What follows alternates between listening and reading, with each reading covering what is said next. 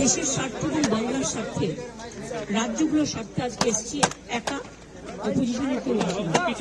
কিন্তু আপনাদের পরিষ্কারভাবে বলছি, আপনারা বাজেটে আমাদের বঞ্চনা করেছেন, আপনারা বাংলার সমস্ত উন্নয়নের প্রজেক্ট বন্ধ করে দিয়েছেন, আপনারা বিরোধী দলের কোনো রাজ্যকে কোনো সুযোগ দেন না, এবং আপনারা আমাদের 3 বছর ধরে 100 দিনের কাজ বন্ধ, প্রধানমন্ত্রী আবাস যোজনা বন্ধ, রুরাল রোড যোজনা বন্ধ, সমস্ত কিছু বন্ধ করে রেখেছেন, এমনকি ফুড সাবসিডি পর্যন্ত দেননি।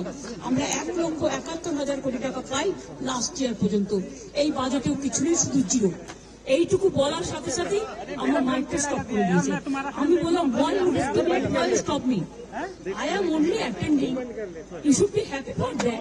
Instead of that, you are giving more scope to your party, your government, and you only need on behalf of opposition, only I am there, and you stop my mic. আপনি আমার mic বন্ধ করে দিচ্ছেন।